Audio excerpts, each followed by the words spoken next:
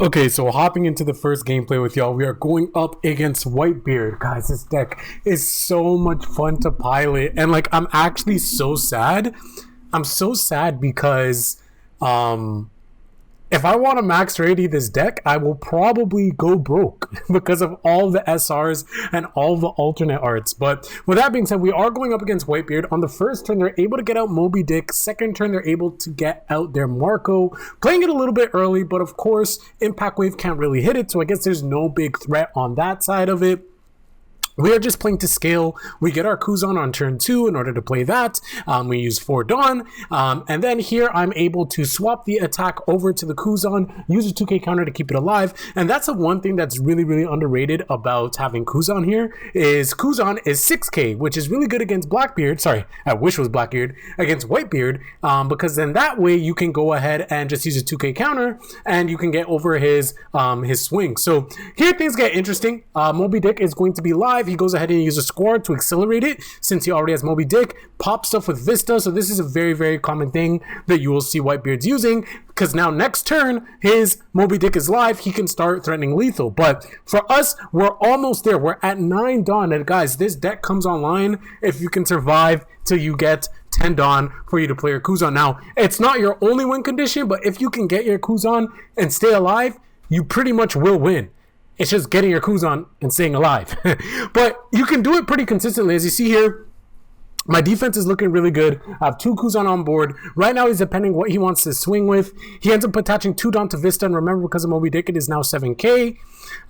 Here I'm thinking, and I Impact Wave. I made a mistake. I should have blocked with Borsalino and then just discarded a 2k counter. I feel like that would have been good. But the Impact Wave actually works well, because then I'm able to blow up the Squad. I guess he wanted to see if I was bluffing or not. Again, you can bluff with this deck so often. There's so many times where I do it. But yeah, we end up getting hit by 9k here. We take the life. We're down to 2 life. Now remember, the thing is against Whitebeard is he's always going to be hurting himself every turn. But now he has 2 blockers on board, right? He has the Chopper as well as the Marco. I go ahead and use the other Impact Wave, discard 1, and then pop the Chopper again. I could have just swapped it over to Borsalino and then still done that same play, and I wouldn't have to discard a card. But again, that I guess that's just me learning the deck, right? Like, I make misplays. I'm not gonna hide that from you guys. I make mistakes. I'm still learning the deck. The deck is still fun. I'm also hoping to upload some more videos as well of games of me losing too, because I don't want to be that guy that's just like, yeah, I just upload all my wins because I always win. No, I also lose a lot, and I win a lot, but I lose too. So with that being said, we scale, we get our Kuzan. Kuzan's able to pop. We use our leader ability. We pop another card on the board. Now, this is where things get scary. He squads into Otama, into Seaquake. What the hell am I supposed to do? Can't even interact. Actually gets my Kuzan off board and then swings into face with 10k. I take the hit, but look at what was in my trigger. We have Impact Wave. We can pop that to pop the Marco.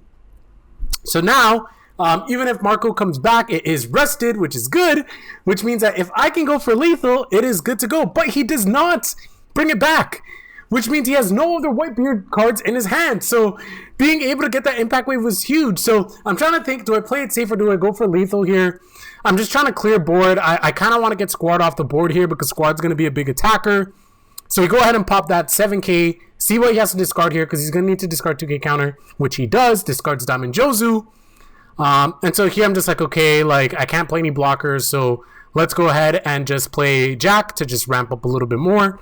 Have 1 more Dawn. And then we also have another potential attacker by only attaching 2 Dawn. And then we still have our 2 Borsalinos. The only big threat here is now Ace. Poor God's the Ace Rush. That's the only thing I'm really worried about. But then once I see him play Diamond Jozu, I'm like, okay, like this is desperation, right? Like we can easily block a Borsalino here, 2k counter. Like I'm like, yeah, this is desperation. Borsalino has to die here. There's no way I can keep this alive. I'm thinking about it. I'm like, oh wait, can I do anything? No.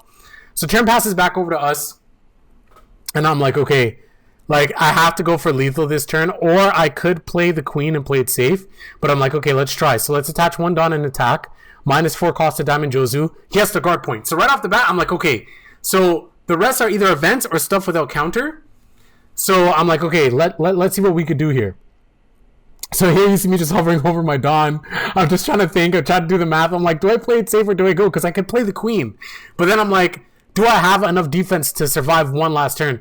So I just say, screw it. I attach 2 Dawn to Jack, make it 6k. Then I get the laser beam. So now I'm like, okay, I have the game. Because if you're laser beaming my Jack, that means you have nothing else. So I make it 6k. Another laser beam, no more Dawn. I attach everything and then send back 4 to make it 9k. And that is the game. Very, very close match, but it ended up working in my favor. Over here, going up against Kinemon, Monkey D, Bluffy. Hey, I'm the king of bluffs, all right?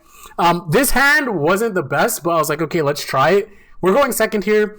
We see a Kuzan and we see Borsellino. So that automatically means I'll be able to play defense. And we have 4 2K counters. So in my mind, I'm like, it's guaranteed we're getting Kuzan. So here, I'm just thinking, Monkey D. Bluffy Monkey D. Bluffy's going for me. I'm not thinking because I have no plays on my first turn. He goes ahead and Momonosuke's, drops out Julie Bonnie, and also drops out Kapogang Beige. So my turn, I just easily drop out my Borsellino, very standard turn to play, and then attack the Momonosuke so he can't continue to scale up, get free cards.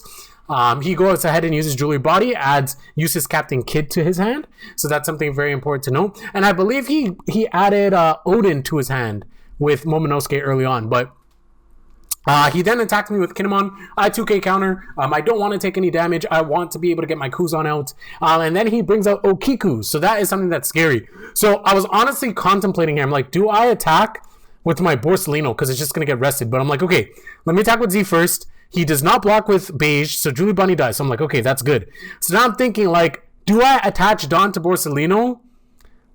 Or do I just let it rock? And I just pass because I'm like, okay, Okiku's going to rest it anyways. So I was like, do I attack it? But then what if I don't? So anyways, he goes for Julie Bonnie, taps it, gets Killer. This was the, not starter deck Killer. This is the blocker Killer.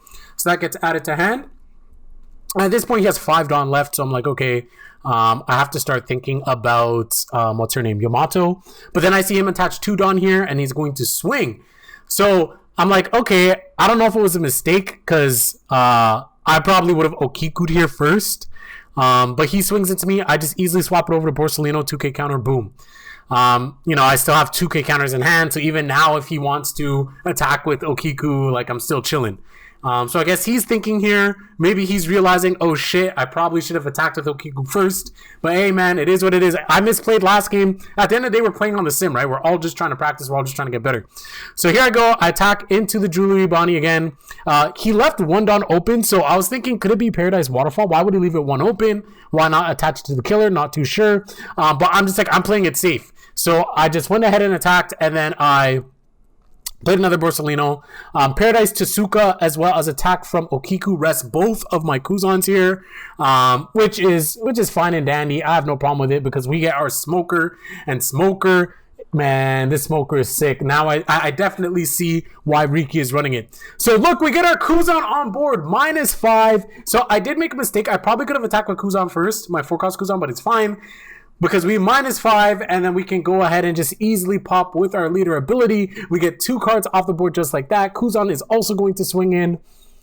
He has to discard 1 card from hand. And just like that, like, look at the board control. It's 2 lives to 4. But remember, we have Smoker in hand. We have another Kuzan to play if we want to scale back up. But right now I'm thinking, yeah, I just want to dominate the board here. Anything that he plays, I kind of want to just explode it. So I'm feeling really, really good. Again, once that Kuzan hits the board, guys, it feels so good. Like, it's very, very hard for you to lose unless your opponent has, what's that card? Squad into Otama, or a squad into Otama into Jet Pistol. Like, unless they have those type of shenanigans, you're chilling. So here, I get double Yamato'd on my blocker, and I'm just like, nah, bro, I'm not taking damage. Sorry, homie.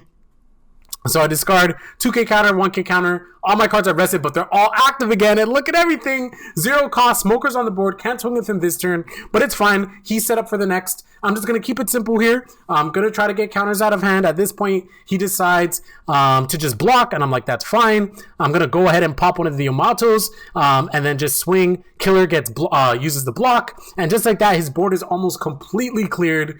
He Izos, and I think he made a mistake. Borsellino cannot be KO'd by card effects because he Izos into X-Drake, and Borsellino cannot be KO'd by X-Drake. And this is actually so common. I actually see this happen so many times where people try to KO Borsalino with a card effect, and you can't. You have to remember that, guys. He is immune to it. So you can see here, he's kind of thinking, he's like, shit, what do I do now? He just attaches his 2 Dawn to Kinemon, but I could easily just block it 2k counters. So definitely a misplay on his part. That's why it's very important to read your cards, but it is what it is. Or not read your cards, read your opponent's cards. We discard the X-Drake, we take 0 damage. So we're still at 2 life. And now look, now this is a misplay. I probably shouldn't have attacked with the Smoker first, because now I gave him more ammo to counter with.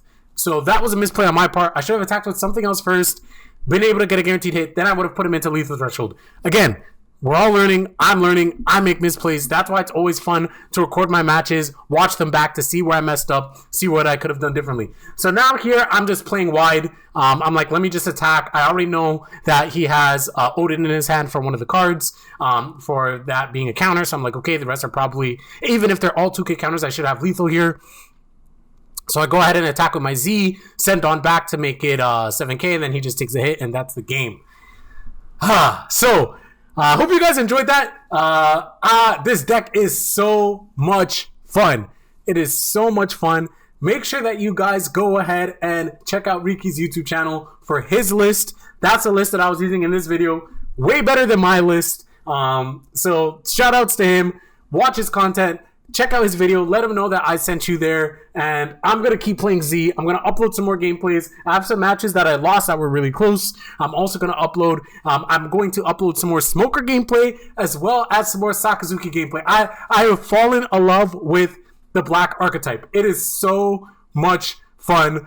So stay tuned. We got Smoker deck profiles on the horizon, as well as gameplay content for both Smoker as well as Z. Try it out. This deck is a blast. Peace.